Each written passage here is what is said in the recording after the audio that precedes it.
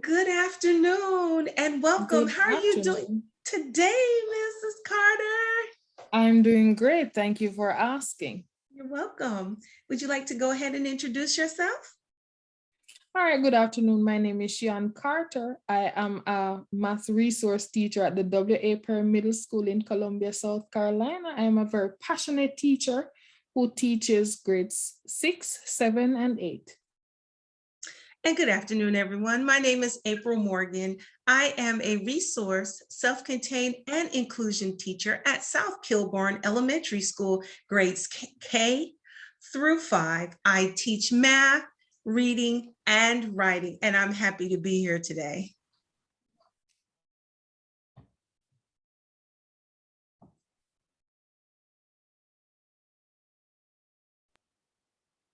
All right, take it away, Ms. Carter. Okay, so today we're going to be talking about a very important piece of the puzzle, which is often left off, and that's the engagement aspect of it. So today I'll be presenting student engagement strategies for students with disabilities. Your presenters are Miss April Morgan and Miss Shian Carter.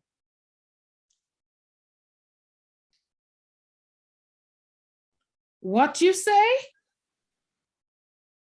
So I've tried it all, and I need you to work with me, Miss April, because I don't intend to talk to myself, and I need somebody to talk with me. So you are going to work with me. You are going to always trying new stuff with your show off self. You're always trying new stuff, and that is true. Tried it all.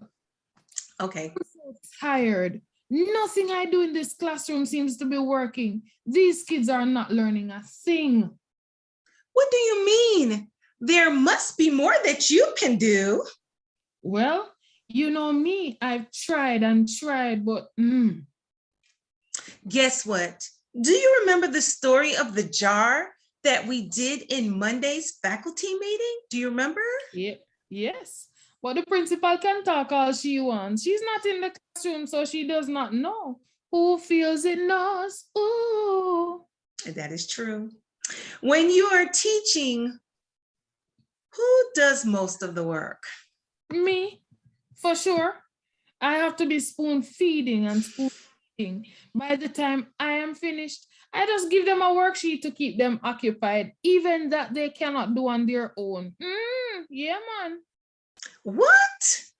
That is the problem. Let the kids become more involved. Student-centered learning and scaffolding is key. Students are not empty vessels.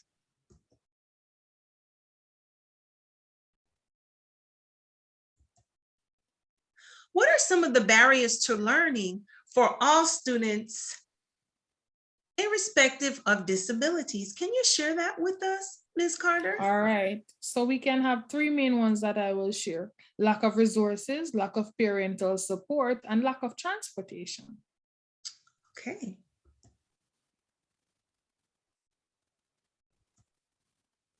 All right, so let's talk about barriers to learning. We see in the very first picture that all persons are treated equally. They all have a stand to access the game, but are they truly really accessing the game? Look at that baby to the right. Look at the one in the middle. He's barely accessing anything. So they are treated equally because they each have been given a crate. When you look at the second picture, you realize, okay, so some extra support has been given to the little man. Now all 3 of them are able to see the game. But my question to you today is, why not remove these barriers? Look at the third image. Barriers are removed. How do we remove the barriers, Mrs. Carter? How do we remove them? Well, first of all, we can use accommodations and modifications to help our SPED kids. With all the support, make learning fun through the use of engagement strategies. And I bet you're going to tell us how. Oh, yes. Wonderful. So what is engagement? Let's see. Okay, let's see.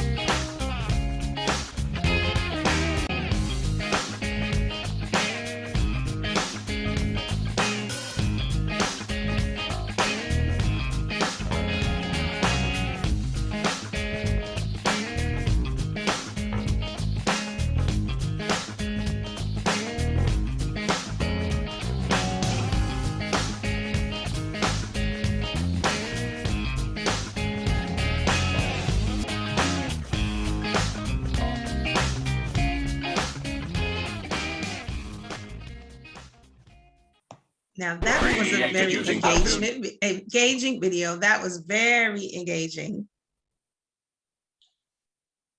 So, according to educational neuroscience expert Dr. David Sousa, he says that student engagement can be defined as the amount of attention, interest, curiosity, and positive emotional connections that students are able to make while they are learning, whether in the classroom or they're learning on their own.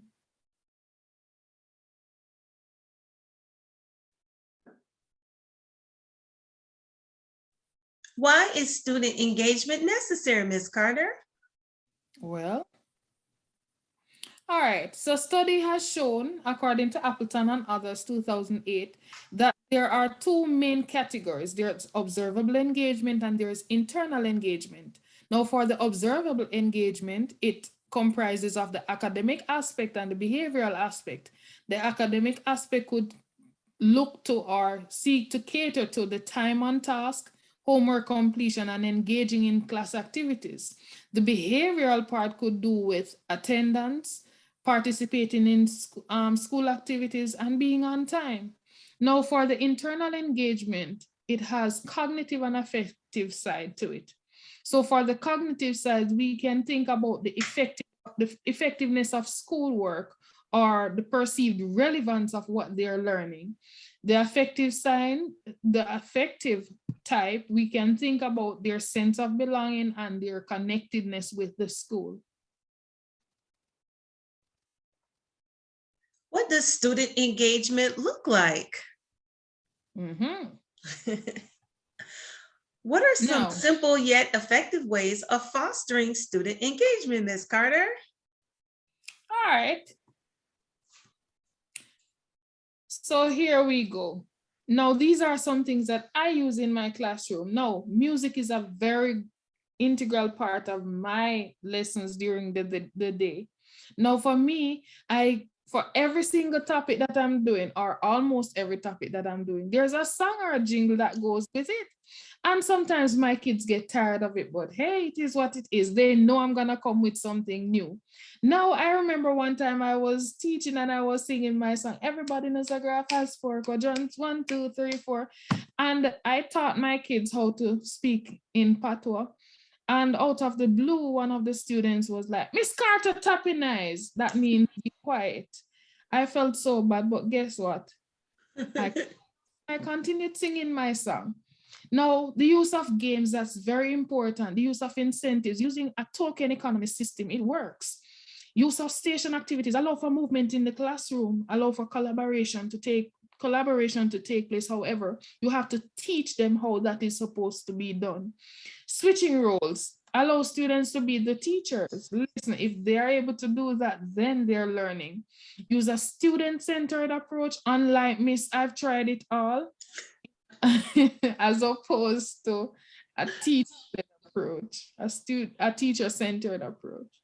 Wonderful. I love that story that you shared about your students. And I remember the other day, I was with the kindergartners and all of a sudden someone was doing something they were supposed to. And I said, oh no, oh no. And the children unanimously started singing, oh no, oh no, oh no, no, no, no, no. And the teacher was like, what are they saying? I said, they're singing a jingle. So it's true. And these are the babies. They're like 4 or 5 and they know that stuff. Excellent. How does student engagement lead to success, Ms. Carter?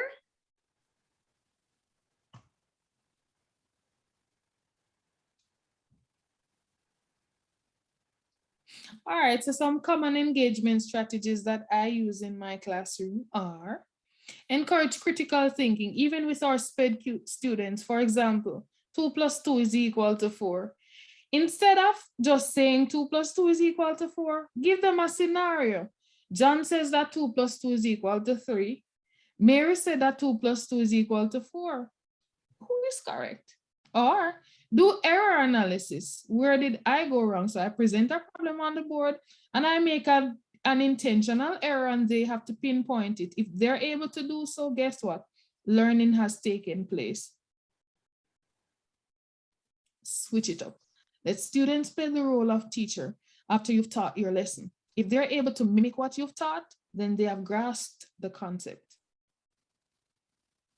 Use of manipulatives. Remember, some kids learn by doing, some kids are kinesthetic learners, and we have to take this into account. Use of the four corners learning strategy. This is a very effective way of getting students to think outside of the box. What is the four corner learning strategies, Ms. Carter? All right, so for the four corners learning strategy, first of all, you present a scenario to the kids. Then you say to them, all right, I want you to think about this carefully. I want you to think about what your possible answer could be or what the answer is. Then we have four corners set up in the room. There's agree, strongly agree, there's disagree, and strongly disagree. So when they have thought about it, when the teacher says go, they're gonna go to the back of the class or go wherever the signs are. They're gonna stand with the correct one that they choose or stand with the one that they choose. So say for instance, a child says, all right, I agree with this. They go over to the corner that says agree. However, it does not end there. They have to say why they chose it and explain to the class why they chose it. Now, after they are done with the four corner learning strategy, I'll explain to them correct and why the person was correct if it wasn't clearly stated. They have to go back to their seats and reflect, where did I go wrong? Or how could I have looked at this a different way? Wonderful. Thank you for sharing. Teaching during a pandemic is harder than before, isn't it, Ms. Carter? Mm-hmm. Mm-hmm.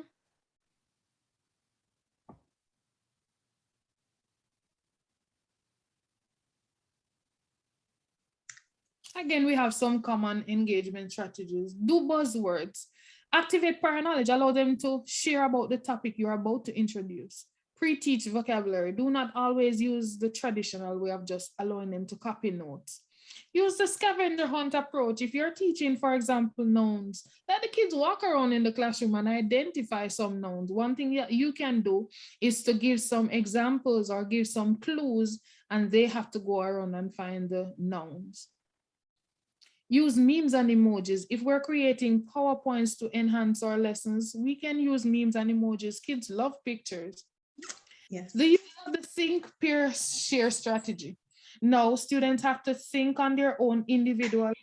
They're gonna pair up with someone to discuss what they think, and then they're gonna share out with the classroom, and then different discussions can take place as a result of this.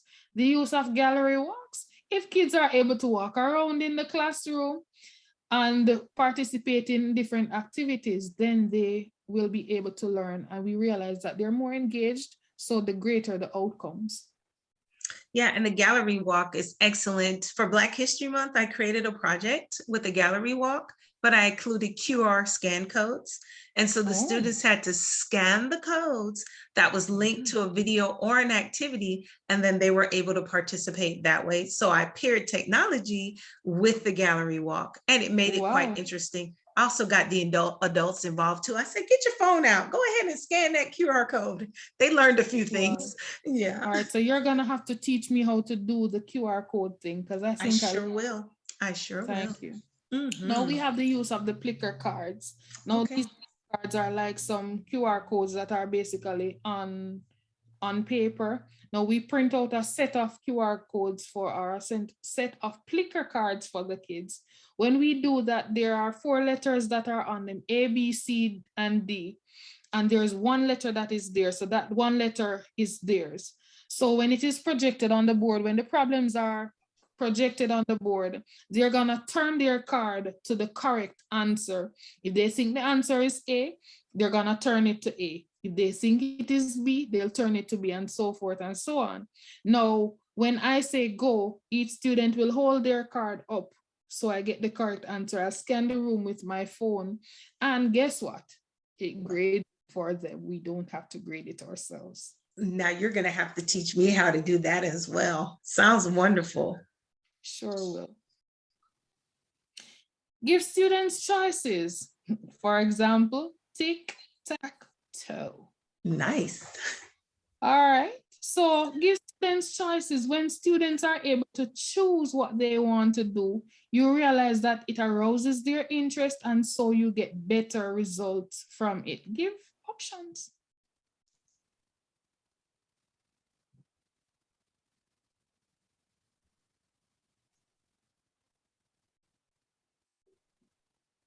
All right. So in my classroom, this is a stop sign comprehension thing, and it is done. This is done throughout the lesson. Now for this one, all my kids are given 3 cards. So there's the red, the amber, and the green. Now these 3 flags, rather, that they have been given, they're placed on fudge sticks. Now these flags that have been given throughout the lesson, if there's something they do not understand, they will raise the red flag. If there's something that they understand but they need a little bit more help, then they'll raise the amber flag. And if they're ready to go, they'll raise the green flag. So that gives me an understanding of where they are, who needs individualized help, and who can move on. Check for understanding. How could you use this in the classroom? How else could we use this? Think about it. Sometimes I use this for noise control. But then I have little people, so that's what happens. If it's on red, that means we're too loud. If it's in the middle, we're doing better. Green, we are ready to learn. Wow. Benjamin Franklin says, tell me and I forget. Teach me and I remember. Involve me and I learn. And that is true. Mm-hmm. So what are we talking about here? We all know that kids have different learning styles. They all learn differently. And so we have to take these things into account if we're going to be catering to the individual learning needs of these students. So we know that some learners are visual learners. We know that some of them are auditory learners. Visual, they learn by seeing, having a visual representation of it. Auditory, they learn by hearing. We have those kinesthetic learners who have to be moving about. They learn by doing. And we have those who, once they read and write it, they're able to remember it. All right, again, these are some other strategies that can be used. Simple yet effective. The use of songs, jigsaws, games, gallery walk, the corner call, which is similar to the 4-corner learning strategy, having debates, and having response cards. Now, I could not go on without giving you some resources that you can use for engagement. And guess what? These are free. They are. But Ms. Carter, there's one more that we can include on there. It's a new kid on the block. It is TikTok. TikTok is now increasingly being used in the classroom settings to teach children information that they need to use for their lessons. So it's a quick, short video that repeats. So try TikTok. It might work for you. TikTok, ticky-ticky-tock. Okay.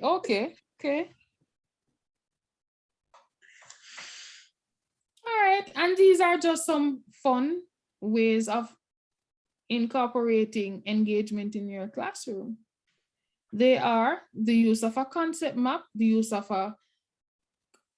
Kahoot, the use of entrance and exit slips, project-based learning and problem-based learning, and the use of clicker cards, also quizzes. Kids love quizzes.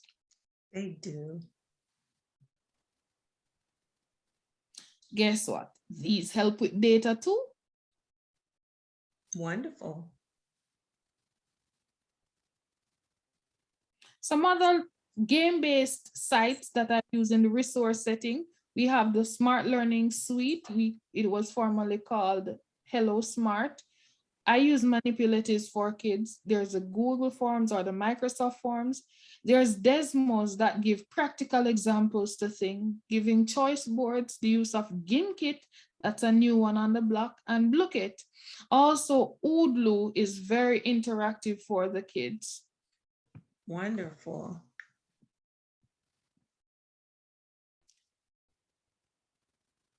Now, this is what I call road to 10. Let's see what happens then.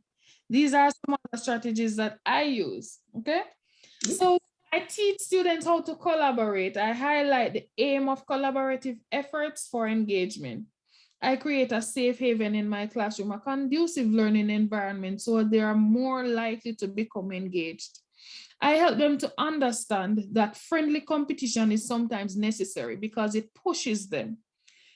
Build relationships and rapport with your students, understanding their learning styles and meeting them where they are. It's never too late to start.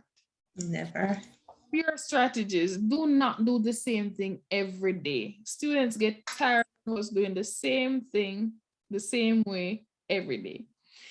Highlight the positives and eliminate some of the negatives in learning. Highlight progress. Remember, little progress is still progress. Set clear rules and expectations. Clear rules and procedures are very important in relation to engagement. Offer incentives.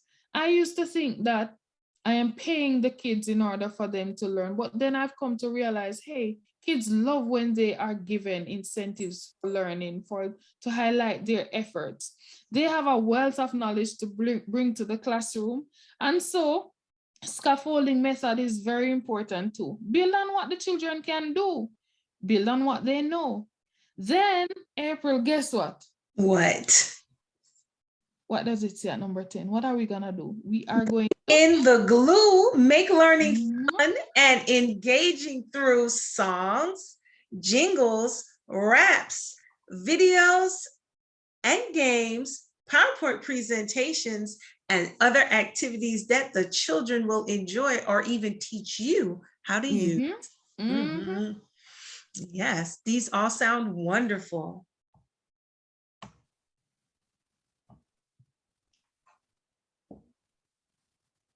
You can go ahead.